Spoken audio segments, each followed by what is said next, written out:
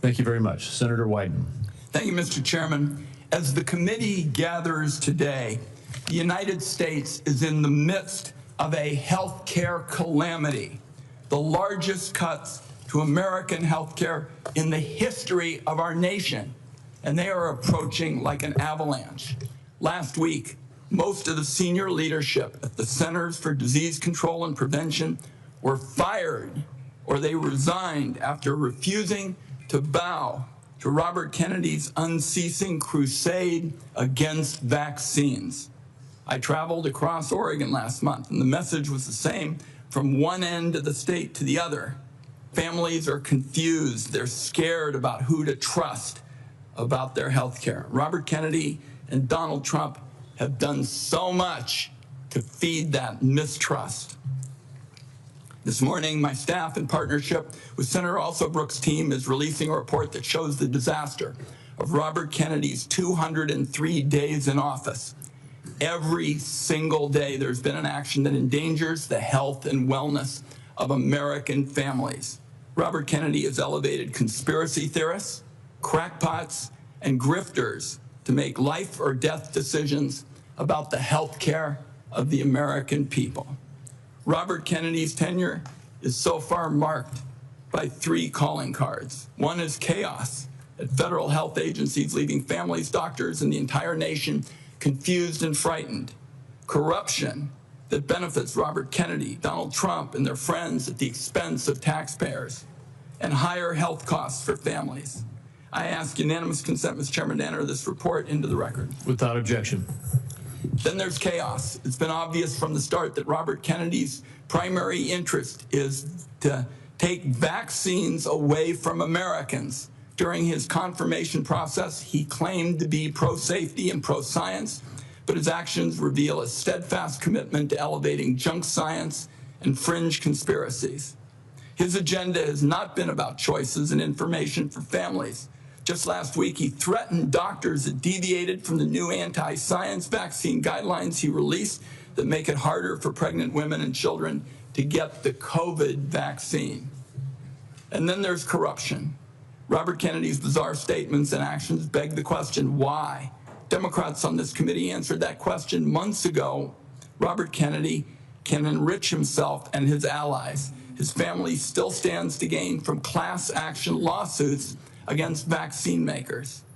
Now, Robert Kennedy fired every member, every single one of the group responsible for making vaccine recommendations to doctors across the country under the false pretense of conflicts of interest. Meanwhile, many of the new members of the panel are outright vaccine deniers who've appeared as paid witnesses in lawsuits against vaccine makers. Their conflicts of interest and ethics disclosures remain hidden under lock and key.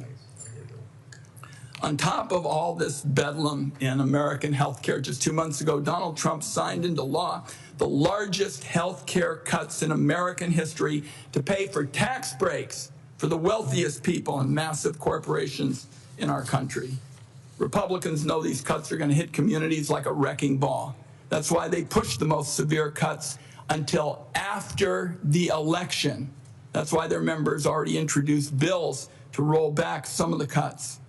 Make no mistake, though, those cuts are being felt right now. We're seeing hospitals in Idaho cutting payments, hospitals and nursing homes. Providence Seaside Hospital in Oregon announced they're shutting down their labor and delivery unit. Every family is going to feel the burden of Trump care in America. Premiums are going to spike next year, especially for those who buy health insurance on their own, but the effects will be felt by those who get insurance also through an employer. Congress has an opportunity to extend the Affordable Care Act tax credits that lower the cost of premiums. Democrats are ready to pass an extension that stops a dramatic premium spike that would force many families to pay double what they do today. Instead of finding ways to help American families pay less for health care, Robert Kennedy is focused on his anti-vaccine mission, fueled by some kind of complex that the consequences be damned. Amid this litany of corruption and chaos, the one point I have to underline is Robert Kennedy puts children in harm's way every single day in America. To my Republican colleagues, I must ask, what line must Robert Kennedy cross before some of you will also join this alarm. This weekend, under the cover of darkness, Robert Kennedy attempted to disappear hundreds of children under his care at Office of Refugee Resettlement facilities. These children here without parents or family were rounded up in the middle of the night and put on planes to Guatemala. Lawyers on the ground described unthinkable scenes. Our staff, some who are here today, were party to this in the middle of the night. And one child said to their lawyer, "Why do they want to send me back? My mom is dead and my dad abuses me. Why do they want to hurt me?" This was an actual conversation. These actions were illegal. Documents show that many of these children were in the country to escape trafficking in their homeland. Mr. Kennedy calls himself a protector of children. Some kind of rich claiming from somebody who's flown on Jeffrey Epstein's private jet on multiple occasions. I don't think Robert Kennedy should be within a million miles of this job. Republicans on the committee had a chance to prevent the public health train wreck that Mr. Kennedy has engineered. Everyone voted for him. It is in the country's best interest that Robert Kennedy step down, and if he doesn't, Donald Trump should fire him before more people are hurt by his reckless disregard for science and the truth. I also would like to note Senator Cantwell has joined us in this effort. I hope, at the very least, Robert Kennedy has the decency to tell the truth this morning. Mr. Chairman, I have a procedural request I'd like to make at this time. It's a short one. Proceed. Thank you, Mr. Chairman. Mr. Chairman, it's unfortunate that I have to say this, but this is a witness who has lied to members of the Senate Finance Committee. In response to over 35 written questions, including from me, he said, and I quote, that he would do nothing as HHS Secretary that makes it difficult or discourages people from taking vaccines. That was clearly not true. His unprecedented unilateral actions to restrict access to COVID vaccines, that alone proves it. He tried to fire the Senate-approved CDC director after she chose the truth over what I consider his delusions. His prepared testimony even today includes the debunked lie that 500,000 children disappeared under the Biden administration's watch, a lie that the Trump administration is using as a pretext to hunt immigrant children and their families. So, my request, Mr. Chairman, and I think it is unfortunate that I have to do this, but given the unprecedented nature of the witness's behavior, I would ask now that the committee formally swear in Robert Kennedy as a witness. Senator Wyden, I will personally object and will reject your request. We will treat this witness as we treat all of the other administration witnesses who come before us. And let me just say again, as I said in my opening remarks, we will have some partisan disagreements today. We're having partisan disagreements right now, and I am having partisan disagreements with you on your characterization of the facts. The bottom line is we will let the Secretary make his own case in his opening statement. I'll only say, Mr. Chairman, that this committee's unwillingness to swear this witness is basically a message that it is acceptable to lie to the Senate Finance Committee about hugely important questions like vaccines. I think it's a great mistake, and that's why I've made the request. I understand that you're not going to grant it, and we can move on. We'll get to the bottom of your accusations, but at this point, I'm going to turn to our witness, the Secretary of Health and Human Services, Robert F. Kennedy Jr. And Mr. Kennedy, Mr. Secretary, you may make your opening statement at this time. Thank you, Chairman Crapo, and thank you, Ranking Member Wyden, for the invitation to appear before the committee today. Before I summarize what we've accomplished this year at HHS, I want to express my deepest condolence to the family of DeKalb County Police Officer David Rose, who gave his life to stop the gunfire attack on the CDC on August 8th. Officer Rose was a veteran. He was a husband and the father of 2 children. Officer Rose's widow, whom I visited, is expecting their 3rd child. I'd like Officer Rose's family to know that he remains in our prayers and that he will continue to be in our thoughts. Let me start with the big picture. Under President Trump's leadership, we at HHS are enacting a once-in-a-generation shift from a sick care system to a true healthcare system that tackles the root causes of chronic disease. Chronic disease has reached crisis proportions in our country. And finally, we have an administration that is taking action. The Maha Report assessment, which the White House released in May, was the first government analysis of the key drivers of childhood chronic disease: ultra-processed foods, chemical exposures, physical inactivity, and over-medicalization. This month, we will follow with the Maha Report strategy, the Trump administration's solution for addressing each cause. At HHS, we haven't just been writing reports. We have been the busiest, most proactive administration in HHS history. In just half a year, we've taken on food dyes, baby formula contamination, the grass loophole, fluoride in our drinking water, gas station heroin, electronic cigarettes, drug prices, prior authorization, information blocking.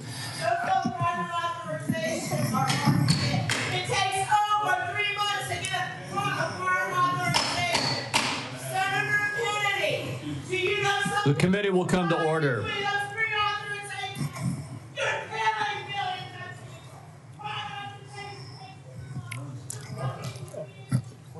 I apologize to you for that outburst, Secretary Kennedy. I would notify everyone else in the audience.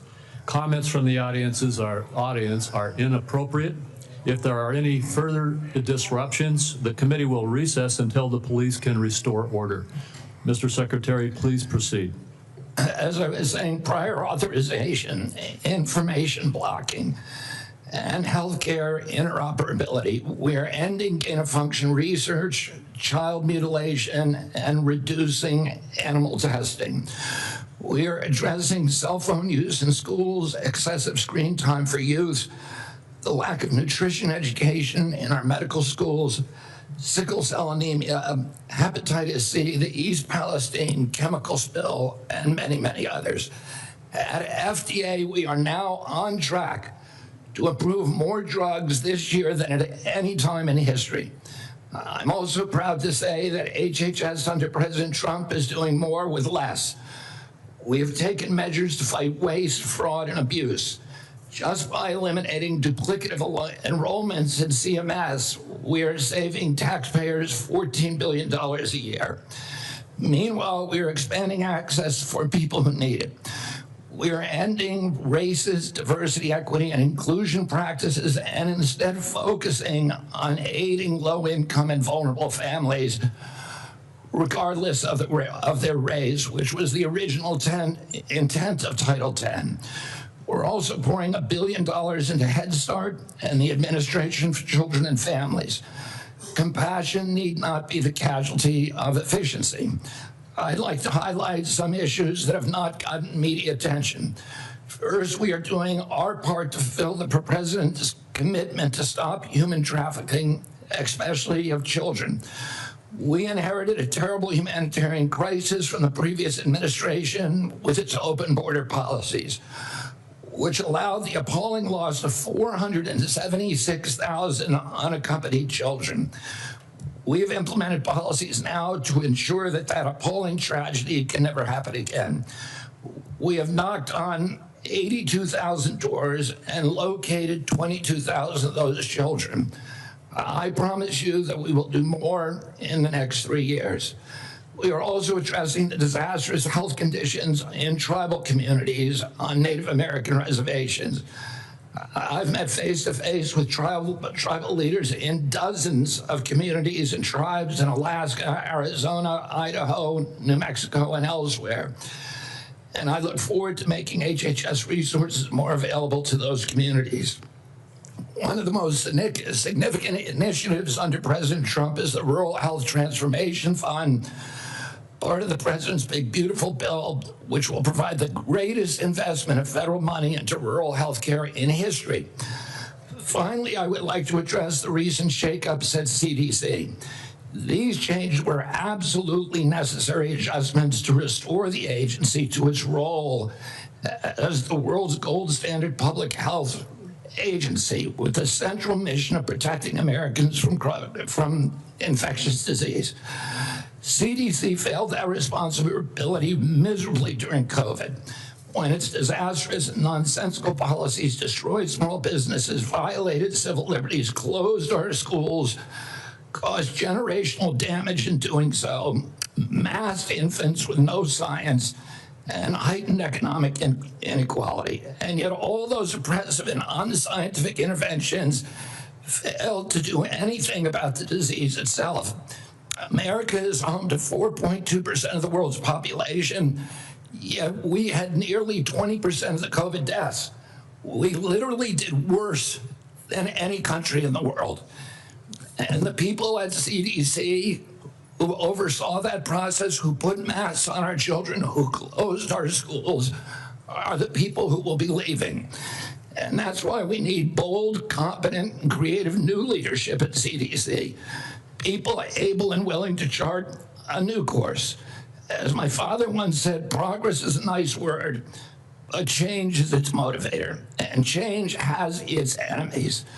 That's why we need new blood at CDC. That's also why it's imperative that we remove officials with conflicts of interest and catastrophically bad judgment and political agendas.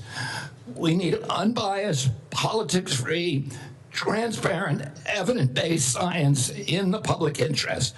Those are the guiding principles behind the changes at the CDC, and that is what you can expect all across our agency for the next 3 years.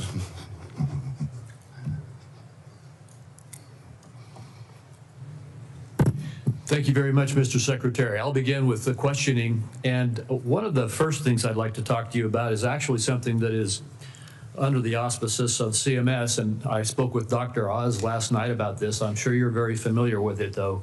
And that is that in the One Big Beautiful Bill, there's a lot of attacks right now going on publicly about hospitals are in trouble. And the blame for that is placed on the bill, even though the bill hasn't even been implemented yet. The fact is, this committee held hearings on the troubles that rural hospitals are facing in the United States before the passage of the One Big Beautiful Bill. They've been facing difficulties in rural America for a number of years now.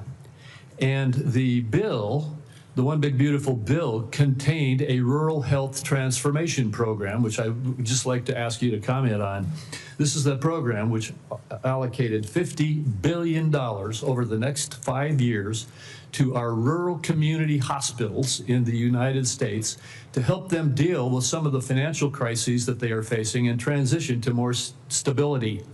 Could you comment on that program that is in the One Big Beautiful Bill? Yeah, Senator, one of President Trump's campaign promises and one of the principal preoccupations, not only of Republican senators when I did my confirmation hearing, but also almost equally among Democratic senators, was a crisis in rural health. We've had 120 rural hospitals close over the past 10 years. These institutions are not just delivering health access to rural Americans, but they are economic centers, they are cultural centers for those communities. They are often the largest employer. They are the highest paying jobs, and they are the centerpiece for those communities. So when they die, the communities collapse. And President Trump promised to do something about that, and he has delivered on that promise.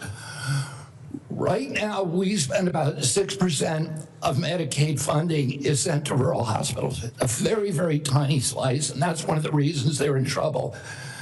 President Trump has now allocated through the One Big Beautiful Bill $50 billion, so $10 billion a year over the next 5 years. What we give to rural hospitals, that 6% represents $19 billion a year. So we're increasing that by $10 billion. So we're infusing more than 50% increase in the amount of money that is going to rural communities over the next 5 years. There's never been anything like that in history. It is the biggest investment, and it should stem this hemorrhage. Well, thank you. I appreciate your giving clarity to that, because it is frustrating to see these continuous allegations that the difficulties that our rural hospitals are facing all were created in the last few months when we passed a bill, when we've been holding hearings in this committee about these problems. And in the bill that we passed, we gave a $50 billion boost to, as you indicated, increase by 50% the federal support for our community rural hospitals in the United States. And I think that the hospital owners understand that. They recognize this support. In fact, they are coming they're coming together very carefully with Dr. Oz to work on the rollout of this program so that we can see this boost and this support that is coming. Just another one of the disagreements we have about what really was in the One Big Beautiful Bill. So I appreciate you commenting on that. In the last minute and 10 seconds that I have with you, could you just quickly talk once again about the broad issue of making America healthy again in terms of our aim to change the healthcare system's focus from a reactive symptom management model to one that focuses on lifestyle choices and the root causes of chronic disease? Yeah, Senator, you know, this morning I got the latest numbers from CDC that 76.4% of Americans now have a chronic disease. This is stunning. When my uncle was president, it was 11%. 1950, it was 3%. Today, it's 76.4%. 8 out of 10 of our kids cannot qualify for military service. This is a national security issue. When my uncle was president, we spent 0 on chronic disease. Today, we spend $1.3 trillion. It's the biggest cause, and it's increasing. And all of the arguments that Republicans and Democrats have about single payer, Obamacare, or the various ways to allocate the health dollars, they're all like rearranging deck chairs on the Titanic. If we don't end this chronic disease, we are the sickest country in the world. That's why we have to fire people at CDC. They did not do their job. This was their job to keep us healthy.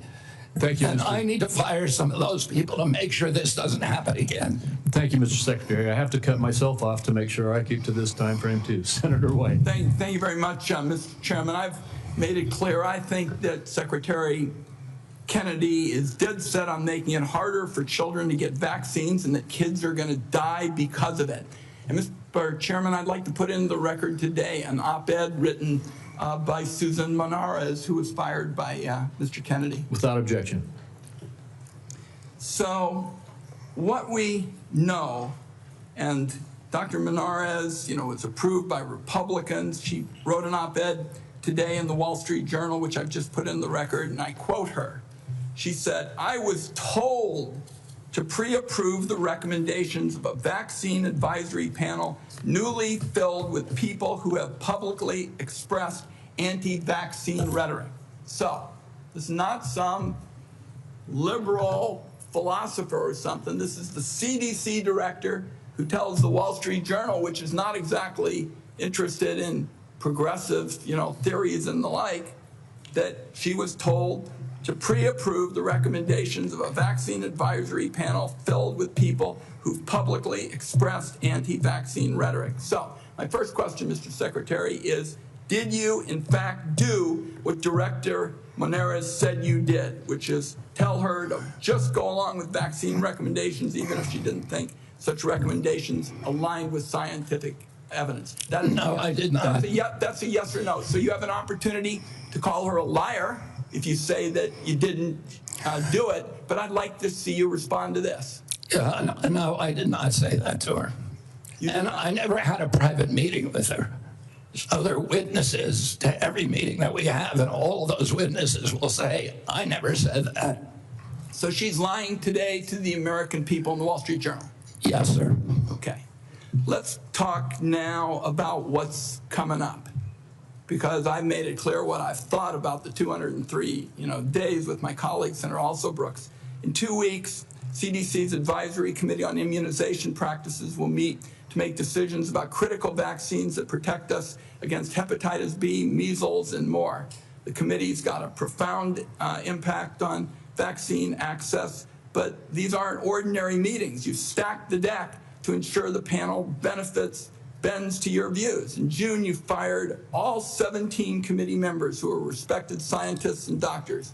You replaced them with non-experts, vaccine skeptics, and conspiracy theorists.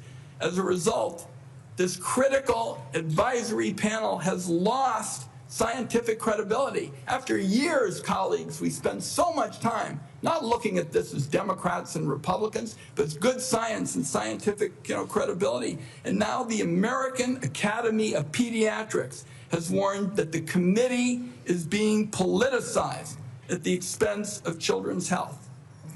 American Academy of Pediatrics, you think they're lying too?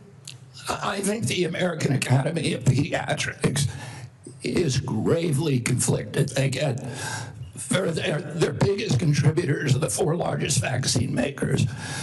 They run a journal, Pediatrics, which they make a lot of money on, that is completely dependent on pharmaceutical companies. So I wouldn't put a big stake in what they say that benefits pharmaceutical interests. Senator, I didn't politicize ACIP, I depoliticize it. The Congress has been investigating ACIP. All over the country, Mr. Secretary, scientists and doctors are saying otherwise. They're all wrong too. They're all lying, according to you. The scientists and doctors are supporting me all over the country.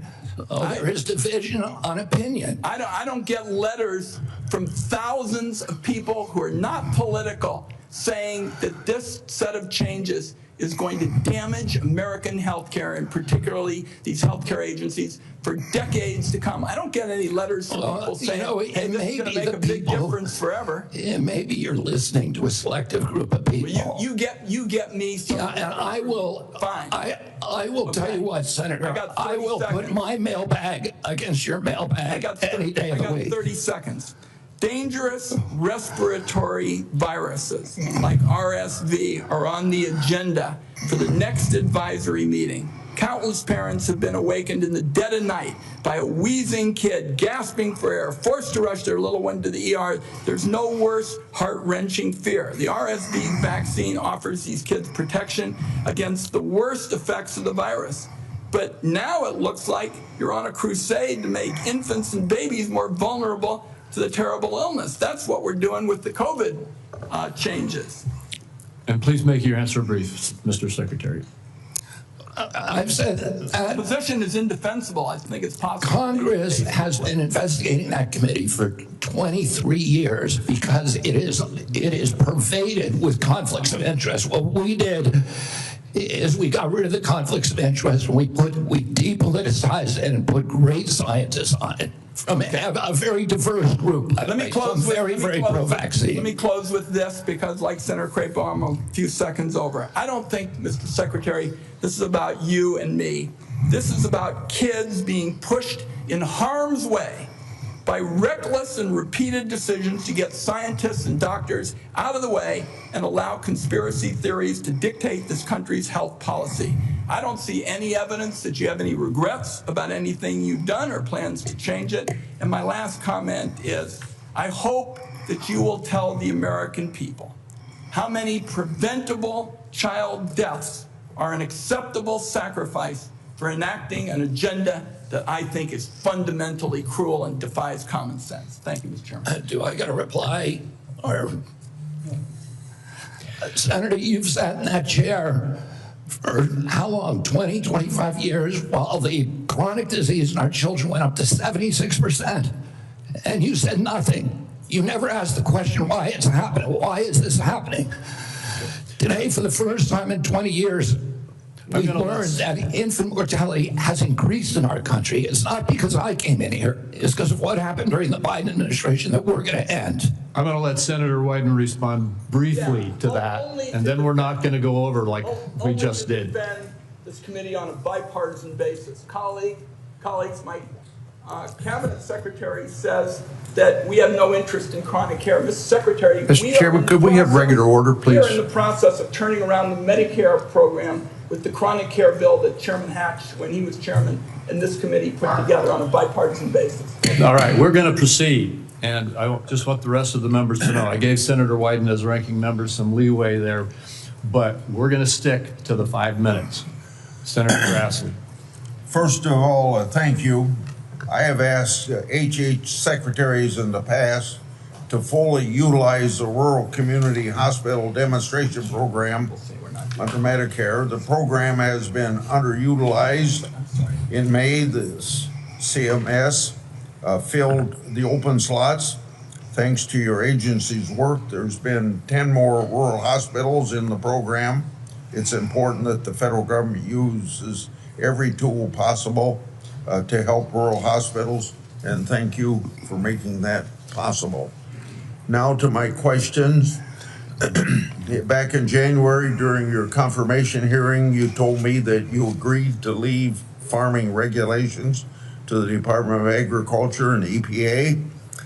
Do you think that any comments you have made since your confirmation on topics dealing with agriculture are consistent with what you said in January, that USDA and EPA ought to be regulating farming, and that the Department of Health and Human Services should not seek to regulate farms, the tools they use, or the markets that they sell into?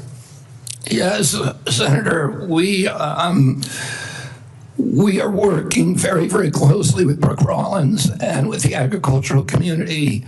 We've met with over 140 farm interests over the past 3 months to incorporate them to make sure that the MAHA agenda is consistent with their agenda. We are producing the best food in America, that we're protecting our soils and our soil microbiome, and that we're protecting all kinds of farmers, including those who want to transition to regenerative agriculture. We're consulting every stakeholder in the farm community in everything that we do. I just raised the question because farmers in my state have been concerned about some of the things you're saying. Senator, I can't hear you. I'm sorry. Some of the farmers in my state have been raising questions about some of the things that they think you said, whether it was out of context or not. I just thought I'd raise this question so that you would keep by what you told us back in January at your confirmation hearing. Now, Senator Durbin and I have a bipartisan bill that requires price disclosures on TV ads. Price transparency is important in drug advertisement. I know that President Trump, Vice President Vance, and you are all supportive of this effort. When can I expect action from this administration on requiring drug companies to publish the price of drugs in their TV ads? And just in case you would tell me that you don't think you have that authority, can you help Senator Durbin and I on our bill so that we can ensure that you have legal authority to require price disclosure? Senator, I think it would be good for us to talk about this offline. We are working on this in our agency, and I'm happy to give you the details of what we're doing. Okay.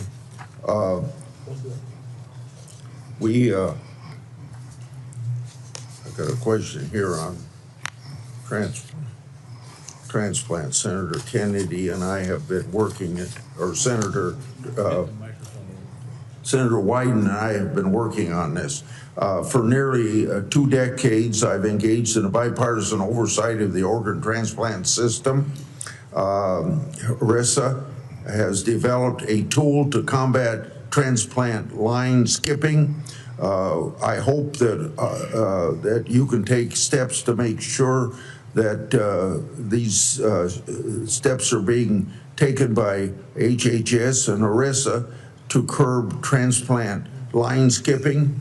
On July the 2nd, Senator Wyden and I wrote you a letter highlighting cases of OPOs in Mississippi and Kentucky. In each of these cases, OPO allegedly tried to harvest organs from patients still showing signs of life. I expect you to take steps through these organizations to ensure that this doesn't happen again. We have mounted a major investigation of misconduct, of illegal behavior, of organ harvesting of living people, of line skipping, of favoritism, of all kinds of scandalous behavior inside the organ procurement organizations. We have already ended the contract, terminated the contract with the sole source provider. We are reorganizing the entire industry so that this can never happen again. I'm happy to go into the details with you if I had more time. Thank you. Senator Cornyn. Mr. Secretary, the United States spends approximately 18% of our GDP on health care, and yet by most accounts, we rank roughly 10th in the world in terms of a healthcare outcome. Our Democratic colleagues seem to think the more money you spend, you're necessarily going to improve those outcomes. But at the same time, we have the two major drivers of our national debt, Social Security and Medicare, while we spend more money on interest on the national debt than we do on defense of the nation, which is an unsustainable trajectory. What is it that you're doing to address the effectiveness and the outcomes of our healthcare expenditures as opposed to just throwing more money at the problem? Yeah, I mean, throwing money at the problem does not work. We spend 2 to 3 times per capita what European nations spend on healthcare, and we have the worst health outcomes. We're 79th in health outcomes globally. Over the past 20 years, we've lost, or 30 years, we've lost 6 years to Europe in terms of longevity. So our lifespan was even with Europe's, now at 6 years behind. As I remarked to Chairman Wyden this morning, or Minority Leader Wyden, today we got new data that showed that infant mortality has increased in this country in 2024 for the first time in 20 years. Diabetes has gone up 98% in 20 years. Nobody's doing anything about it. CDC's job was to make sure that this didn't happen. And what we're going to do is reorganize CDC, but also we've already righted the ship at NIH, at FDA, at CMS. And we are going to end the chronic disease epidemic. We are devoting thousands of studies. We're going to devote to identifying the causes, and we're eliminating them. And we're already starting. We're not waiting for everything to come in. We are starting now. We're doing this with food dyes, with grass stands, with dietary guidelines. We're going to get better food and better health to the American public because it's chronic disease that is bankrupting us and destroying our national security. It seems to me one of the biggest problems that we have in America today is the trustworthiness of the information that we actually receive from the news media and from any other source. And obviously, the easiest thing for our Democratic colleagues to do is to scare people because that is a powerful emotion, no matter what the facts may be. Do you believe COVID-19 was politicized? Yeah, the whole process was politicized. Senator, I mean, we were lied to about everything. We were lied to about natural immunity. We were lied to about, we were told again and again the vaccines would prevent transmission, they prevent infection. It wasn't true. They knew it from the start it wasn't true because that's what the animal studies and the clinical trials showed. We were told that there was science behind cloth masks. The CDC allowed the teachers union to write the order closing our schools, which hurt working people all over the country, and then pretend it was science-based. All of these issues, and then I can show you, like, for example, Chairman Wyden was talking about me politicizing ACIP, but during COVID, probably the most famous scientist on ACIP was Martin Kulldorff from Harvard, the great world-renowned epidemiologist and vaccinologist. And he criticized the COVID booster mandates. They ejected him from COVID because he wasn't in the orthodoxy. The two biggest health officials at FDA during COVID, Dr. Gruber and Dr. Krause, criticized the Biden mandates, vaccine mandate. You know, President Biden said in August, I would never take that vaccine, the Trump vaccine. And he came in, he mandated it, and then he fired the 2 top health officials at FDA who said, hey, this thing has not been properly tested. So the whole process was politicized, and even today. So let me, in 15 seconds, so I think you answered yes. It was politicized. And I have concerns that when you look at some of the conflicts of interest in peer-reviewed articles in professional journals, and when you point out that even some of the physician associations are conflicted because of the money they get from the pharmaceutical industry, are you committed to trying to make sure that we use the best science and separate and eliminate politics as much as possible? That is what my job is. That's what my mission is. Eliminate the politics from science. Senator Bennett. Mr. Secretary, in June, you fired every member. Mr. Secretary, Mr. Secretary, may I have my time back, Mr. Chairman? Thank you. Mr. Secretary, thank you for your attention. In June, you fired every member of the well-qualified panel that was charged with recommending vaccines to the CDC. No one in your job has ever fired every committee member all at once. That month, you told the American people that you were, quote, going to bring great people onto the ACIP panel, not anti-vaxxers.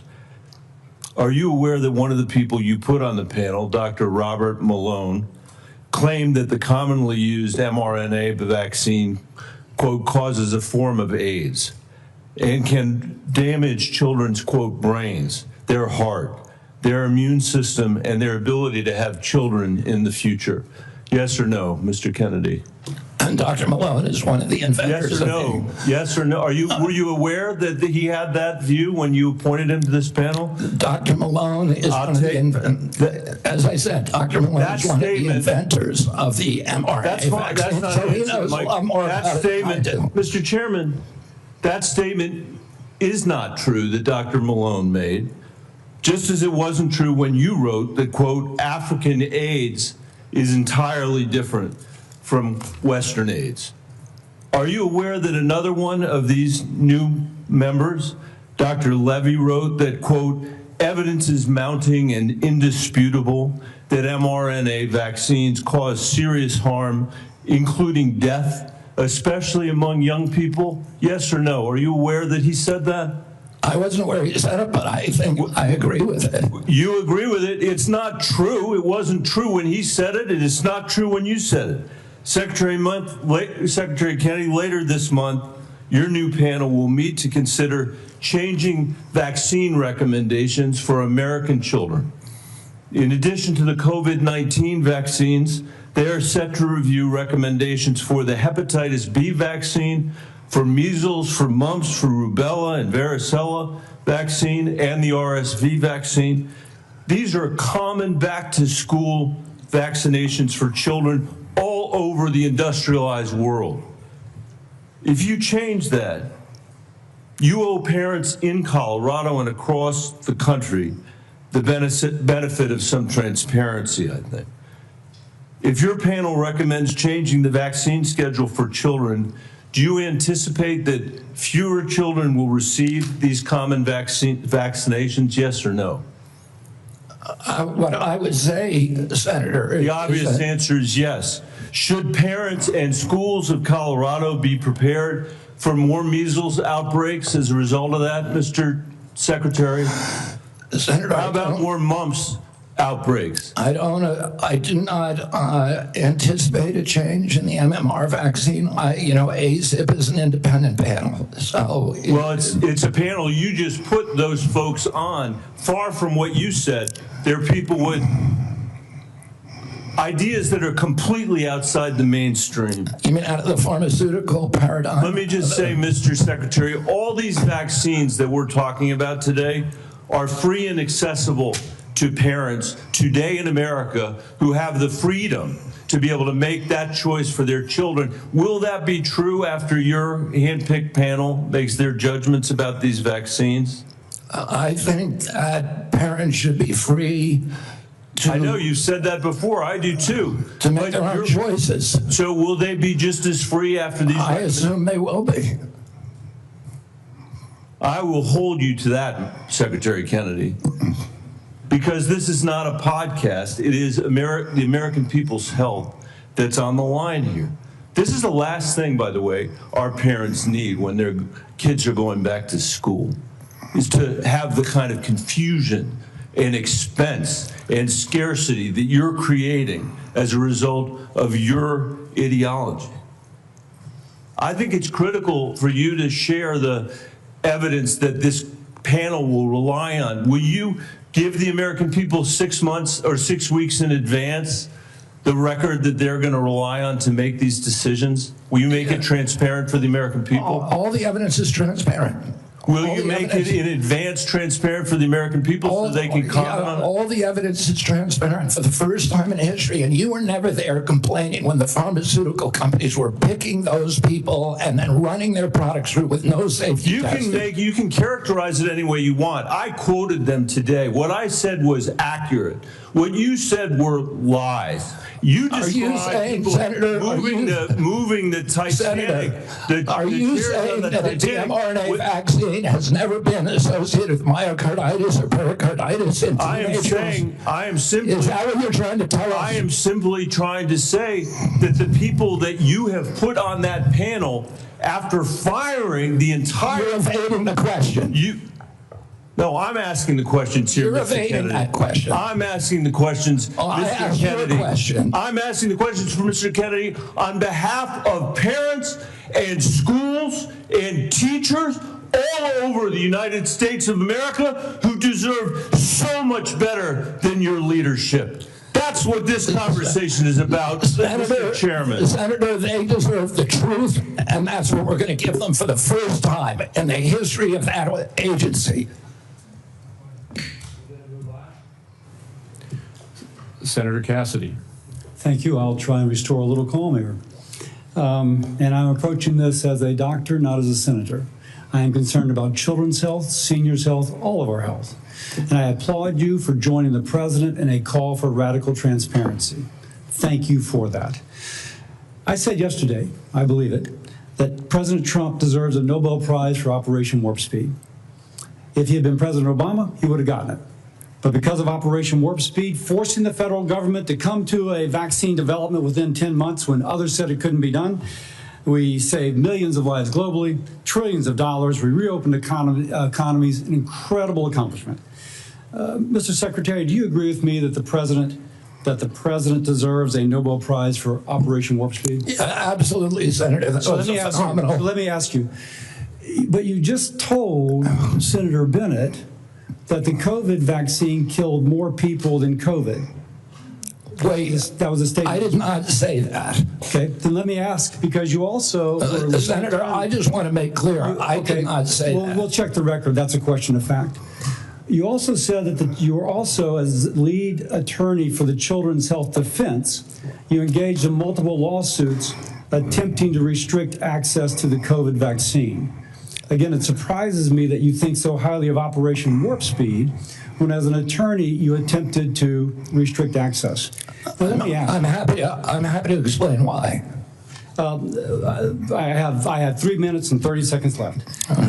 It also surprises me because you've canceled, or HHS did, but apparently under your direction, $500 million in contracts using the mRNA vaccine platform that was critical to Operation Warp Speed. Again, an accomplishment that I think President Trump should get a Nobel Prize for. You canceled $500 million in contracts. Now, I grew up in a middle-class family, so $500 million seems, just to cancel, it seems like an incredible waste of money. But it also seems like a commentary upon what the president was attempting, what the president did in Operation Warp Speed, which is to create a platform by which to create vaccines. So this just seems inconsistent that you would agree with me the president deserves a tremendous amount of credit for this. Is this a question Senator Cassidy, or is this the speech that you don't want me to No, I answer? asked you a Because I question. want to answer that question. Please, please. If it's a question. But be tight, please. You gotta- First of all, the reason that Operation Warp Speed was genius is it did something nobody had ever been done. I don't think any president but President Trump could do it. It got the vaccine to market that was perfectly matched to the virus at that time when it was badly needed, because there was low natural immunity and there were people getting very badly injured by COVID. But it was also brought in therapeutics like hydroxychloroquine and ivermectin and protocols for treatments. And there were no mandates. And then Okay, I have another question, so please, about 15 that's when I began litigating against President Biden's mandates. Now, I'm sorry, let me go on because in terms you've of covered me the mandates canceling those before. contracts, I have limited time, Mr. Secretary, I'm sorry. You've called for, and rightly so, that we should restrict participation in agencies for those with conflict of interest. I would like to submit for the record a evaluation of the conflict of interest of those who are on the ACIP and the Vaccines and Related Biologic Products Advisory Board. It was not 97% as alleged, rather it was 6.9%, and it was 1.2%, I think, for the other panel. Without objection. Now, I am concerned, though, because many of those whom you have nominated for the ACIP board, Senator, excuse me, can I have my time back? Yes. Yeah. What I am concerned about is that many of those whom you've nominated for ACIP have received revenue as serving as expert witnesses for plaintiffs' attorneys suing vaccine makers. Now, one of my colleagues in another setting alleged that you seem more interested in settlements than science. If we put people who are paid witnesses for people suing vaccines, that actually seems like a conflict of interest. Real quickly, do you agree with that? no, I don't. It may be a bias, and that bias, if disclosed, is okay.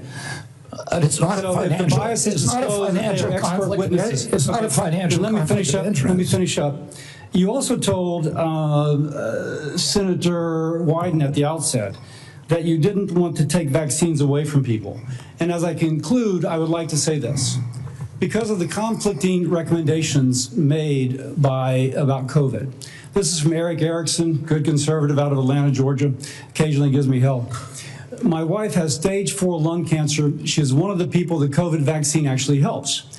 Thanks to the current mess at HHS, CVS is unable to get her vaccine. Secondly, an email from a physician friend of mine. Hey, Bill, I'm not even sure what I'm asking you, but we're all confused and concerned about who can get the COVID vaccine. We are having our attorney try and render an opinion, but there's no firm guidance and concern about liability if vaccines are given to a patient who requests it, but not on the current CDC list. Pharmacists are requiring a prescription now even for patients over 65, creating a huge headache. I submit these for the record.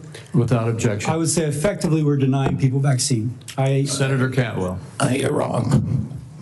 Thank you, Mr. Chairman. Following up on that same line as Senator Cassidy, because that's exactly, I represent one of the most science-based states in the country. That is percentage of scientists per capita.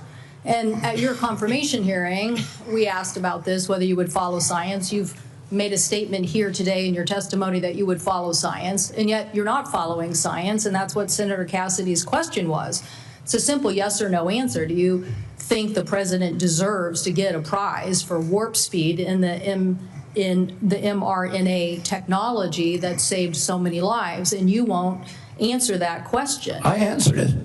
No, you're saying that there are problems with what was interpreted. You could say yes. You should say I yes. said the president also deserves a Nobel Prize, but our mRNA vaccines that we're working on, the ones that we canceled, which are for upper respiratory infections alone, You canceled $500 million of research because the mRNA technology is about continuing the research to be ready for the next flu, influenza, the next pandemic, and you have to do the research. I'm happy to have a detailed discussion with you about it. You're so wrong on your facts. You're interrupting me, and sir, you're a charlatan. That's what you are. You're the ones who conflate chronic disease with the need for vaccines. The history on vaccines is very clear. This is the 20th century. That's how many people had vaccines and had illnesses. This is the 21st century. This is the decrease, 99% down to 100%. This is what was delivered with vaccines, and you don't want to support that. You don't want to support that evidence. So yes, the governors of the West, Washington, Oregon, and California, will take up the efficacy of science. Yes, the University of Washington will deliver the science that America will depend on, because you don't want to depend on it. And his own Surgeon General of the Trump administration said over 2 million lives were saved because of the mRNA technology, and you don't want to continue that. You don't want to continue that technology. So what country is going to now take up that technology lead? What country is going to do that? Leaving us more vulnerable to some other country, keeping the advantage on having the best technology. So I'm telling you, I represent a state that's about technology. I have two other quick questions for you. These questions or statements? Because I can answer that question if it's actually a question. Do you believe in having the ACA and the support for the ACA that is about to expire? Do you believe in doing something about that? In terms of the enhanced premium tax credits? Yes. The Democrats had two chances to make them permanent, and they didn't. And they didn't for a reason. We're the ones who delivered it. So I'm just asking, yes or no, do you want to do something about this? Yes. I want to fix the system, and that's what we're doing, fixing systematically to make premiums lower. That's what President Trump wants to do. Do you think the women on the steps of the Capitol were a hoax yesterday? I don't know about any women on the steps of the Capitol. The women who were talking about Epstein, do you think they were a hoax yesterday? Do I think they were? Do you think they were perpetrating a hoax yesterday? Perpetuating a hoax? Yeah. I have no idea what they were saying. This is the first I'm hearing about it. You're hearing about the women on the Capitol steps saying that they believe that the Epstein information should be made public? That's the first you're hearing about it? What I'm saying is you're perpetrating hoaxes. You, as this Secretary of Health. So you're undermining the whole healthcare delivery system, and you keep trying to point to chronic disease, but you're not putting solutions on the table to cover more Americans, and you're taking away the science and technology that has made us the leader that has saved, according to the first Trump administration Surgeon General, millions of lives, and you don't want to keep that going. So no, I don't support your continued efforts as Secretary, and I definitely think that our colleagues need to rally around science. If you want the Northwest to continue to lead on all innovation and all healthy people, okay, we'll do that. But it's a sad statement for the rest of America and America's leadership on technology. Thank you, Mr. Chairman. Thank you, Senator Warner. Mr. Secretary, I agree with a lot of my colleagues' statement. I actually had hoped I didn't support you. I thought taking on chronic illnesses was going to be important. I've got 2 kids, as we discussed when you met, that have chronic illnesses. I'm not sure that the focus on red dye and seed oils are going to fully solve that problem. Of course they won't. I would say this, that seems where your emphasis is. I want to go back to just, again, some basic facts. Do you accept the fact that 1 million Americans died from COVID? I don't know how many died. You're the Secretary of Health and Human Services. You don't have any idea how many Americans died from COVID? I don't think anybody knows that because there was so much data chaos coming out of the CDC, and there was so many perverse incentives. And these are model You don't know the answer of how many Americans died from COVID. This is the Secretary of Health and Human Services. Do you think the vaccine did anything to prevent additional deaths? Again, I would like to see the data and talk about the data. You have had this job for 8 months, and you don't know the data about whether the vaccine saved and lives? that's the problem, is that they didn't have the data. The data by the Biden administration absolutely dismal. So who is politicizing? You're saying the Biden administration politicized all the data? Go back to what Senator Cantwell just said. Fired Dr. Go to the Trump Surgeon General. They fired Dr. Krause. They fired all the people who questioned the orthodoxy. They fired Dr. Gruber, Dr. Krause. So, Mr. Chairman, the Secretary of Health and Human Services doesn't know how many Americans died from COVID. Doesn't know if the vaccine helped prevent any deaths. And you are sitting as Secretary of Health and Human Services? How can you be that ignorant? Like, you know, I remember when we went through the hearing with you, I asked you about community health centers. You didn't know what role they play. I've been visiting community. I'm glad you've got to one. I think in April. I tell you what I hear on community health centers, they are terrified, with all due respect to my good friend, the chairman, of the big awful bill, because they are going to lose health care across the board. They already live in food deserts. They can't get to a nutritionist because Medicaid doesn't do enough reimbursement. If you're going to want Americans to get healthier, should they have access to nutritionists? Should they have access to good science about healthy food? Absolutely. Well, then how is that going to happen with the Medicaid cuts that are taking place? There are no cuts to Medicaid. Sir, that is an absurd. There is not a single, some of my Republican colleagues, but there's not a single study that does not, and I can tell you, I was in Franklin, Virginia a couple days ago. The rural hospital is going to close. The hospital system was so afraid they wouldn't even let me have the meeting there. But that rural hospital is going to close. And they are looking for where those folks are going to go. I mean, you're supposed to be doing health care policy, not being the doctor in residence for all of America. I hope I can just say, I'm still going to trust my doctor rather than your health advice. Is that a problem with our thing? And obviously, Tom Cotton's going to, who knows who he's going to trust. But let me go back to policy for a couple seconds. So maybe we can lower the temperature a little bit. I got a bipartisan bill that would be a systemic fix, not a vote buying mechanism when Medicaid's getting cut, what was put in on the rural hospitals. One of the things we could do, Mr. Secretary, is make sure that the folks who work in rural hospitals get an 80% reimbursement of what folks get in more urban centers. Would you support that legislation? Are you talking about the area wage index? I'm talking about the area wage index and moving that up to 80%. So there is actually ability to get rural providers. President Trump supports that, and we support. You support. You support. Good. So you will work with us to get that passed. Yes. That will increase costs on both Medicaid and Medicare. So you are committed to that. I appreciate that. What about Senator Wyden and I've got a bill because across America. What about what? Hospitals are shutting down on their OBGYN services. Try to have a baby. I don't know about all of my other friend states, but in Southside Virginia, you can't find a hospital. Will you work with us to make sure that before OBGYN services are taken out of a rural hospital, there has to be a process and procedure?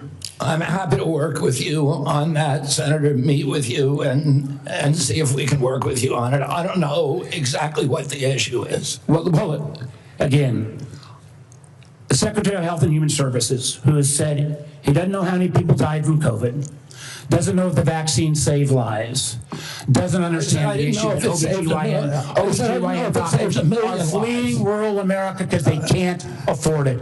And with the cuts that are coming up, it's going to be exponentially worse. I would invite you, sir, to come with me to a community health center in Virginia and hear what is on people's mind. They want to get healthier? Absolutely. Count me in. But they also don't want their basic health care removed. Thank you, Mr. Chairman. Senator Langford. Mr. Chairman, thank you. Secretary, good to see you again. As I traveled around Oklahoma during August, it was great to be able to be home. I had several folks that contacted me. We had some great meetings with some rural hospitals as well. They're looking forward to the $50 billion